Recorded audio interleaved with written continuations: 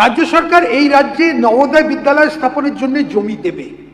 প্রাথমিকভাবে দক্ষিণ চব্বিশ পরগনা, মালদা, ঝাড়গ্রাম এবং পূর্ব বর্ধমান 4টি জায়গা চিহ্নিত করা হয়েছে। একইভাবে ঝাড়গ্রাম ও বাঁকুড়াতে 2টি কেন্দ্রীয় বিদ্যালয় স্থাপনের জন্য জমি চিহ্নিত করা হয়েছে। আইটিআইগুলির আধুনিকরণের জন্য পিএম সেতু মানে PM skilling and employment transformation through upgraded ITI প্রকল্প বাস্তবায়িত করা হবে। আমি এই ক্ষেত্রে 570 কোটি টাকা বাজেট বরাদ্দ করা হচ্ছে।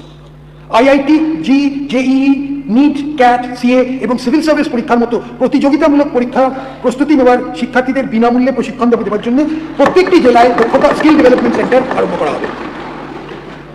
মেয়েদের জন্য শিক্ষাগত উৎকর্ষ বিকাশের লক্ষ্যে কাঁথি, কালিয়াচক, জঙ্গিপুর, সাগর, তুফানগঞ্জ এবং ফলতায় মহিলা কলেজ স্থাপন করা হবে। সকল স্কুল, কলেজ ও বিশ্ববিদ্যালয় ইত্যাদিতে স্যানিটারি ভেন্ডিং মেশিন বসানো হবে।